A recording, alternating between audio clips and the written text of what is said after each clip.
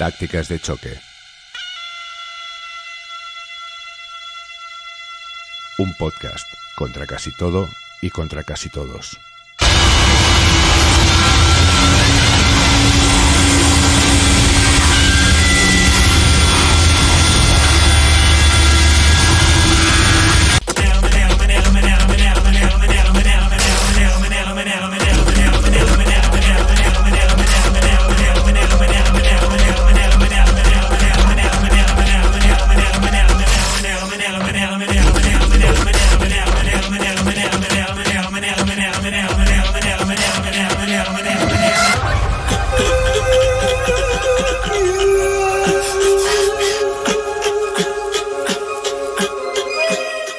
El pasado 26 de junio se publicó Kick One o Kick I o Kick I, no lo tengo muy claro, el nuevo álbum de la artista de origen venezolano afincada en Barcelona, Alejandra Guerci, más conocida como Arca. Casualidad o no, el disco apareció 2 días antes del Día Internacional del Orgullo LGBT, antaño Día del Orgullo Gay, y en pleno debate sobre el encaje de las personas trans en el movimiento feminista, la enésima controversia enmarcada en las discusiones sobre género e identidad que desde hace algunos años sirven de ariete para los distintos bandos enfrentados en la guerra cultural. Casualidad o no, también, apenas 24 horas después de la aparición de Kick I, o Kick One, o Kick I, insisto, Sergio Chessán, escritor de libros raros, de acuerdo con su perfil, tuiteó: "Cuando echo la vista atrás, pienso en cómo los que hemos pertenecido a grupos marginales acabamos cayendo en la trampa de la normalización. Nunca debimos desear ser aceptados. La estrategia tendría que haber sido crear una red de alianzas de raros y destruir la jodida normalidad". Chessán no es ni mucho menos el primero que expresa desencanto con las estrategias de asimilación de lo diverso, en particular del inabarcable conjunto de sexualidades ajenas al molde hetero, desplegadas por lo que Slavoj Žižek llama con evidente retranca liberalismo tolerante. Pero tolerar y normalizar no significan lo mismo. Tolerar es aceptar, aunque sea regañadientes, la existencia de opciones distintas a la propia sin tener que aprobarlas expresamente, pero respetando, bajo obligación legal y jurídica, si las convicciones morales no bastan, la legitimidad de sus derechos. La tolerancia es la base del contrato social a partir del cual se organizan, en teoría, las sociedades modernas. En estas, se da por hecho, ninguna persona mínimamente civilizada podría cuestionar la igualdad de todos los ciudadanos, ciudadanas y ciudadanes sin distinción de raza, clase u orientación sexual.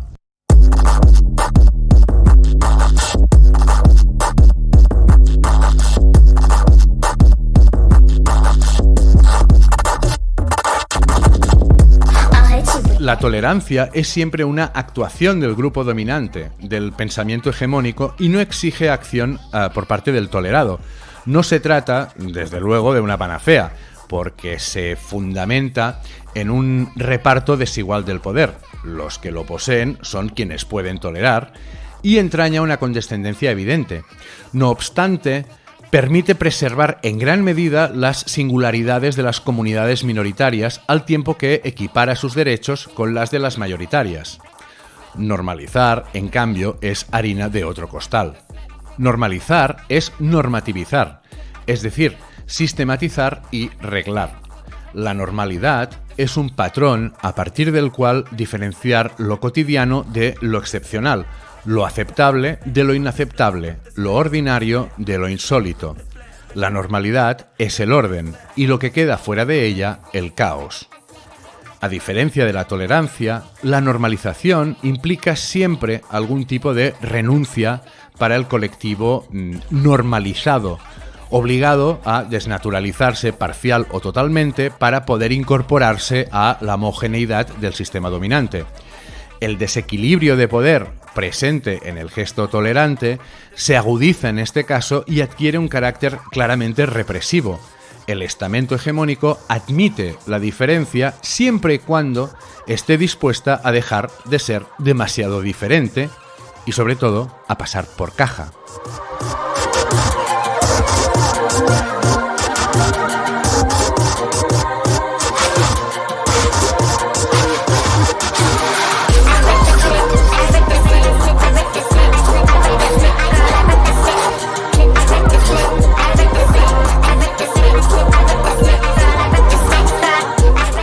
Las ideas dominantes no son las ideas de los dominantes, afirma también Zizek. A juicio del esloveno, la hegemonía ideológica que constituye la normalidad conjuga dos componentes específicos. Por una parte, los anhelos de la mayoría dominada y por otra, los intereses de las fuerzas dominantes. A partir de esta premisa, cabe analizar las sucesivas normalizaciones de lo perverso, aquello que, literalmente según la RAE, corrompe las costumbres o el orden y estado habitual de las cosas, como ejercicios interesados cuya finalidad última es la reafirmación del poder bajo la apariencia del progreso social. En el actual contexto capitalista neoliberal, la reafirmación del poder se concreta en la conversión de lo discordante vía la economía de mercado. El consumo es el rasero igualador, capaz de hacer converger posicionamientos que una vez parecieron irreconciliables. Un ejemplo paradigmático es la normalización de la homosexualidad apoyada en el auge de la llamada Rainbow Economy, la economía arcoíris, o Pink Capitalism, el capitalismo rosa, en las últimas 3 décadas. Resulta ilustrativo que el Banco de Santander, convertido en una de las entidades financieras más poderosas de España durante la dictadura franquista, con la que mantuvo excelentes relaciones, la misma dictadura, por cierto, que tipificó la homosexualidad como delito, celebre hoy día, en el blog de su programa para startups Santander Explorer, el emprendimiento de la inclusión, llamando la atención de sus cachorros con 2 datos llamativos y bien destacados en el post, y cito literalmente: si asume que todos sus clientes son heterosexuales, se estará equivocando en el 10% de las ocasiones y, si la comunidad LGBT fuera un país, sería la 5ª economía del mundo. El resto del texto reduce la singularidad de las personas LGBT a un arquetipo de consumidor idóneo para los sectores del turismo, el ocio, la ropa, la cosmética y las apps de citas. La población LGBT suele ser creadora de tendencias y early adopters de nuevos productos y tecnologías, y de esto son conscientes muchas empresas que a la hora de lanzar un nuevo producto, primero lo prueban con un target gay para saber si puede funcionar en el resto del público.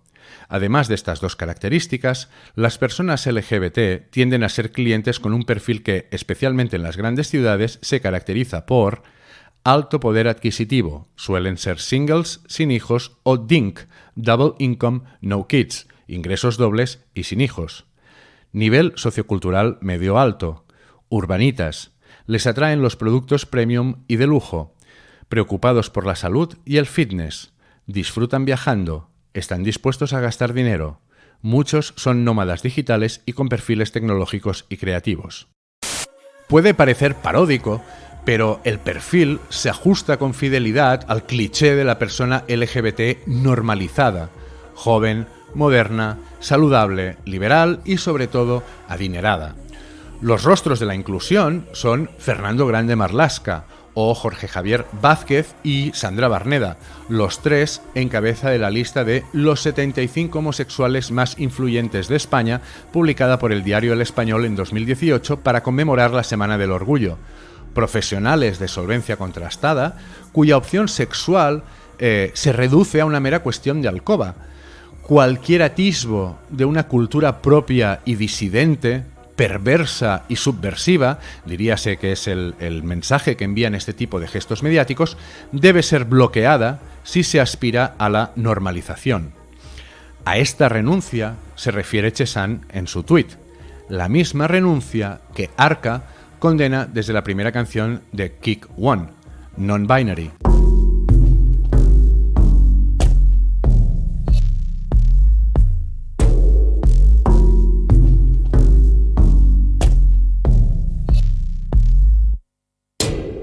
I do what I wanna do when I wanna do it, but you got the bags to prove it. Hips to move it around and make shapes, yes. Trim the waist off, from the waist down, girl, it slipped off. It's French tips wrapped around a dick. Do you wanna taste? I don't give a fuck what you think. You don't know me, you might owe me, but bitch, you'll never know me. Ask me how I got here, but I work hard. Ask me about my luck, yeah, I've been lucky, and I've been unlucky. It's both, don't put your shit on me. Bitch, I'm special, you can't tell me otherwise. That'd be a lie. Who do you think I am? It's not who do you think you're dealing with. No, cause you're not dealing with. There's no deal. Bitch, it's real on my side. Tácticas de Choque es una iniciativa totalmente autogestionada. Si te gusta lo que hacemos y quieres más, suscríbete y accede al núcleo duro. Podrás escuchar todos los podcasts actuales y antiguos tantas veces como quieras y descargarte la versión escrita y ampliada con bibliografía de cada uno de ellos. También puedes pagar por un solo podcast o colaborar con un donativo. Gracias por tu apoyo.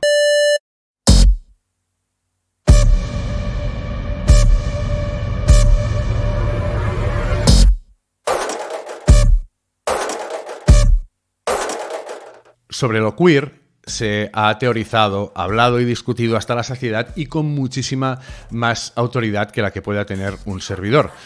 No obstante, aun a sabiendas de que mi conocimiento del tema no es lo suficientemente vasto como para aportar ideas nuevas, creo necesario incidir de nuevo en él porque lo considero un elemento nuclear en la obra del o la artista Arca. Porque la música de Arca no solo se inspira en lo queer, es queer.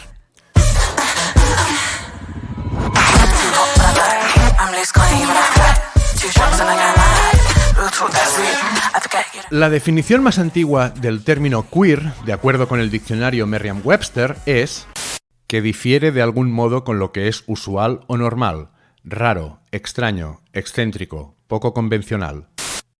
La palabra, cuyo primer uso documentado data de 1513, aparece sujeta a este significado, por ejemplo, en algunos artículos de Chesterton de principios del siglo XX o en las aventuras de Alicia en el País de las Maravillas de 1865 de Lewis Carroll, en el cual Alicia exclama «How queer it seems to be going messages for a rabbit». Qué extraño resulta esto de hacerle los recados a un conejo. Este empleo se perpetuaría en la cultura mainstream hasta prácticamente los 2000. En 1991, sin ir más lejos, el título de la novela Queer, de William Burroughs, se tradujo en su primera edición en lengua catalana, a cargo de Edicions 62, como diferente. Fue a finales de los años 80 cuando algunos grupúsculos radicales de activistas LGBT estadounidenses empezaron a esgrimir la etiqueta queer para desmarcarse de la línea más tibia y digamos, normalizadora del movimiento por los derechos de las minorías sexuales. Esta escisión serviría para perfilar las discrepancias entre los proyectos LGBT y queer, que si bien la opinión pública tiende a asociar, disienten en algunos aspectos básicos.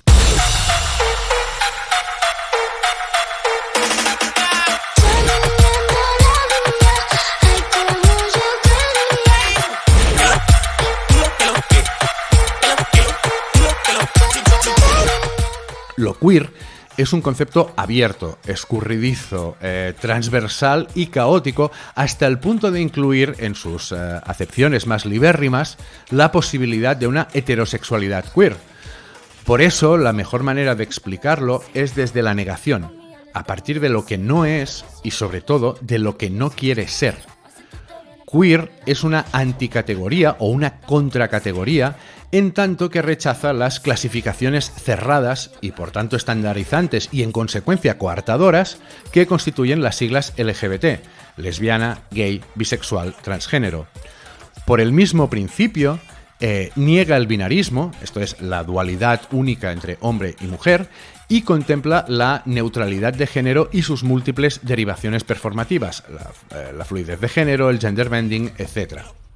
El filósofo Paul B. Preciado, antes Beatriz Preciado, explica de este modo la elasticidad del género y las consecuencias que comporta su asunción.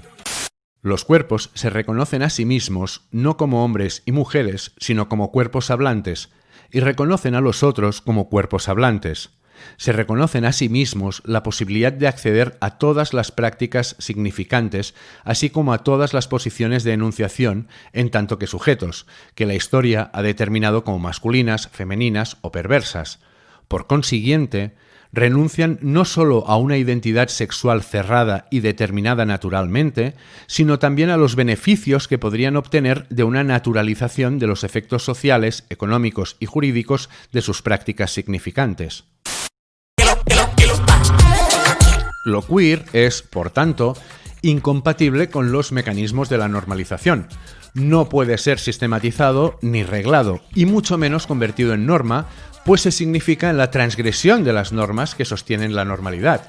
Lo queer solo podría ser normalizado dejando de ser queer. Volviendo a lo dicho anteriormente a propósito del orden que establece la normalidad, en lo queer se encarnan justamente lo excepcional, lo inaceptable, lo insólito, lo otro, lo monstruoso. El profesor de Teoría del Arte de la Facultad de Bellas Artes de Valencia, José Miguel Cortés, escribe sobre lo normal y lo monstruoso. El ser humano construye un mundo estable en el que los objetos y las personas tienen formas reconocibles y permanentes. Aquello que no se ajusta a esos modelos tendemos a ignorarlo, marginarlo o esconderlo. Lo que aparece como indefinible, informe, monstruoso, es entendido como una amenaza para la sociedad. Así, los conceptos de peligro, contaminación y/o impureza son definidos con la pretensión de proteger lo que se entiende como un bien común, un bien que pugna por consolidar y perpetuar la anulación de las diferencias y la homogeneización de lo múltiple y lo diverso. Se trata de imponer un sistema a la experiencia, encorsetarla, evitar que se contamine o ensucie con lo no categorizado, refrendando los impulsos y censurando los deseos. En este sentido, las criaturas monstruosas vendrían a ser las manifestaciones de aquello que está reprimido por los esquemas de las ideas dominantes. Serían las huellas de lo no dicho y no mostrado de la cultura, todo eso que ha sido silenciado, hecho invisible. Lo monstruoso perturba las leyes, las normas, las prohibiciones de las que la sociedad se ha dotado para su cohesión. Representa lo otro como aquello que de depredador hay en cada ser humano, al tiempo que moviliza una iconografía negativa que amenaza la estabilidad y anuncia el caos. Así, el bien social no debe pactar con los seres monstruosos ya que representan lo diferente. Aceptar la disimilitud podría amenazar el concepto de moralidad establecido. Por el contrario, se trata de subrayar y acentuar las desemejanzas. Nada puede encubrir las peculiaridades malditas de unos seres proscritos que la sociedad necesita para demostrar la justeza del orden sobre el que se asienta. Lo monstruoso y lo normativo, deja entrever Cortés, se necesitan mutuamente para tener sentido. No puede existir lo uno sin lo otro. Para lo normativo, la monstruosidad justifica la necesidad de orden, del conjunto de leyes tácitas o explícitas que delimitan el marco de lo común. Para el monstruo, la normalidad le confiere la naturaleza de otro e, implícito en esta condición, la capacidad de revelar el carácter represivo de lo normativo en tanto que lo excluye. Lo otro está siempre desencajado y su singularidad desequilibra al opuesto. Además de recíproco, el vínculo entre lo monstruoso y lo normativo es plástico y dinámico. Se ha transformado a lo largo de la historia, a veces incluso para bien, a través de diversos procesos de asimilación e integración, esta normalidad de la que estábamos hablando hace un rato, ¿no? Lo que en una época fue monstruoso ha dejado hoy de serlo, lo cual demuestra que el monstruo también es primordial y paradójicamente una categoría, un cajón desastre donde cabe todo aquello que no concuerda con ninguna de las posibilidades desplegadas por el abanico de lo considerado normal, ya sea una persona con una deformidad física, un enfermo mental o un disidente de lo binario. El monstruo es cualquier desorden de cualquier tipo, el caos que amenaza la estabilidad del sistema. Por tanto, ya se ha mencionado, solo deja de ser monstruoso si deviene orden, o dicho de otro modo, solo en el caos puede preservarse la monstruosidad.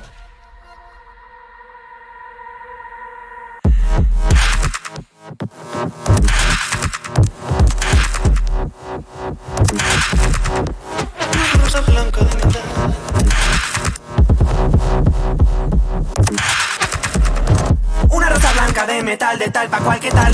Mírala chupar, la beba de un mango bajito. Un meneadito, chiquitito, sabrosito, riquiqui. Regenerate to generate heat in the light. Love in the face of fear in the face of God. Como la mayonesa fresca, blanca en la mesa. Como mayonesa, un tiro en la cabeza. Mira mi destreza y saca. A la niña le sale el show, le sale dembow, le sale reggaetón. Ojalá que no, papi. Papi, nobody gonna know what we do. Rosa blanca de metal. Tú solo dime qué tal, qué tal, qué tal. Tú solo dime qué tal, qué tal, qué tal. Tú solo dime qué tal, qué tal, qué tal lo ves. En 2013, el alemán Matthias Stork, graduado en el Departamento de Cine y Televisión de la UCLA, la Universidad de California, Los Ángeles, publicó un videoensayo en 3 partes titulado Chaos Cinema Assaultive Action Aesthetics. A grandes rasgos, Stork sostenía en su estudio que el cine de acción contemporáneo, apuntalado en la tecnología digital, propone una experiencia sensorial avasalladora a costa de sacrificar los resortes narrativos tradicionales. En la moderna secuencia de acción, desaparecen los planos generales, indispensables para permitir al espectador ubicar los personajes en el espacio, así como la lógica del plano contra plano y el eje de acción. Los tiempos y los tempos, las direcciones y los sentidos de los objetos se solapan y confunden en un magma caótico. Lo epidérmico prima sobre lo cognitivo. El objetivo de la puesta en escena no es explicar qué sucede, sino saturar los sentidos, generar excitación, provocar el shock, vivir o sufrir la acción antes que entenderla.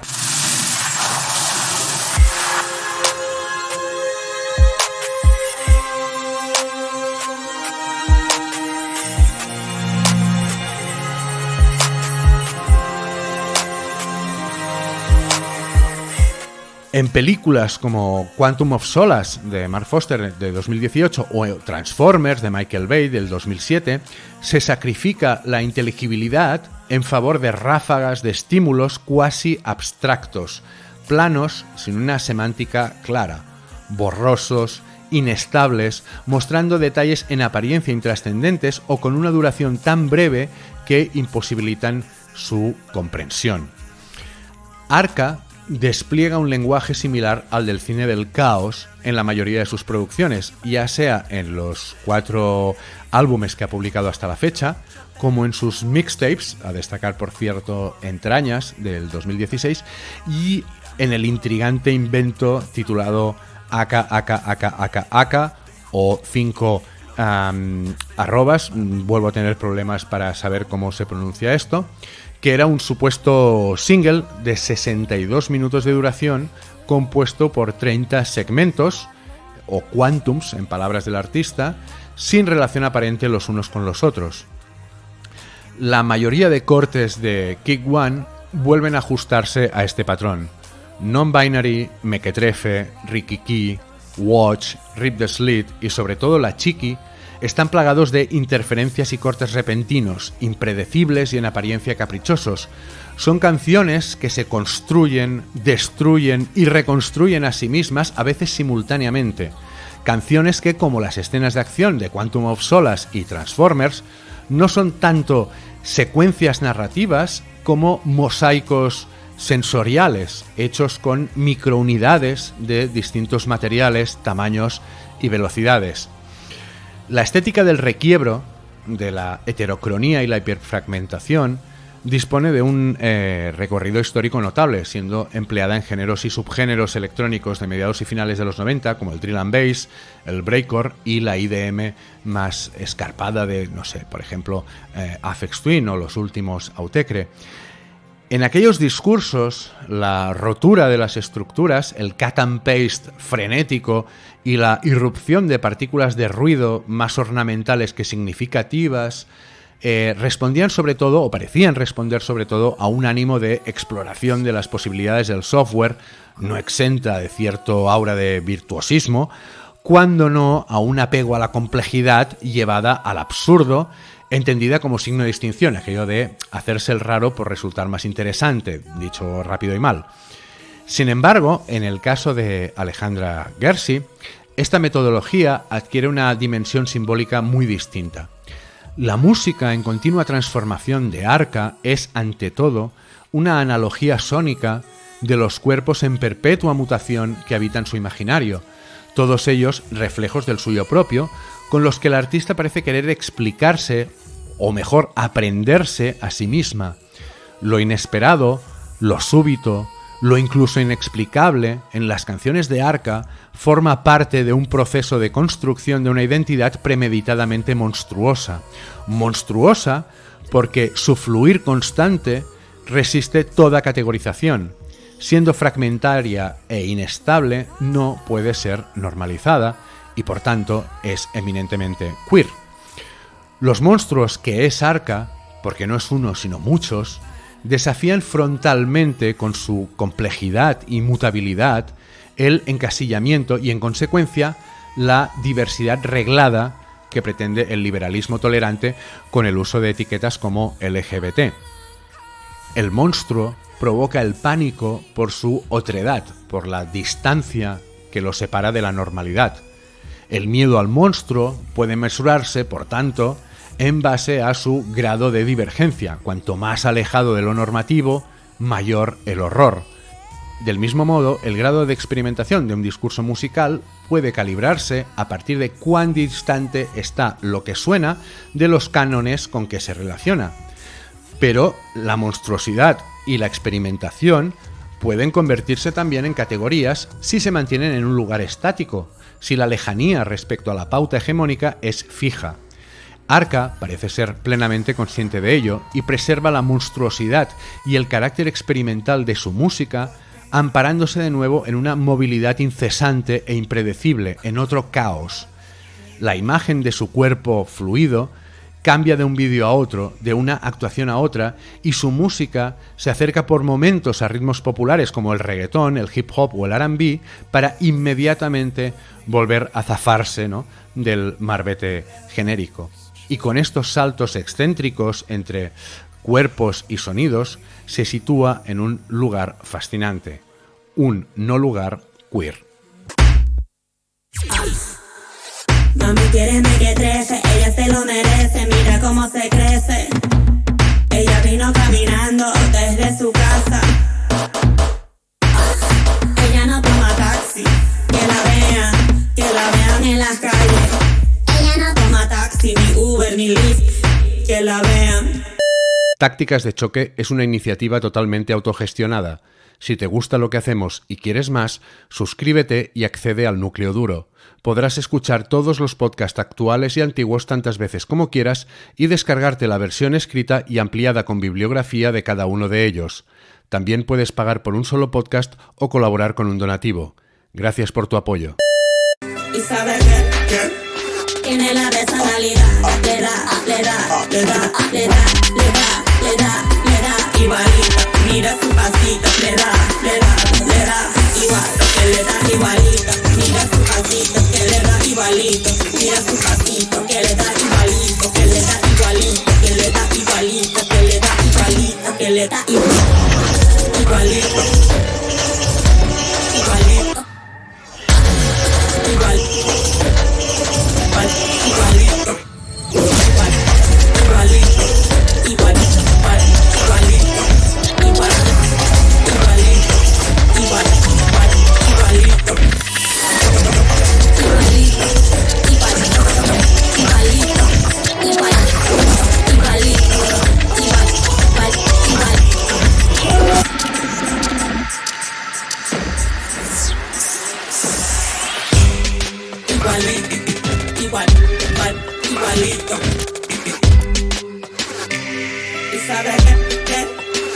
tiene la personalidad.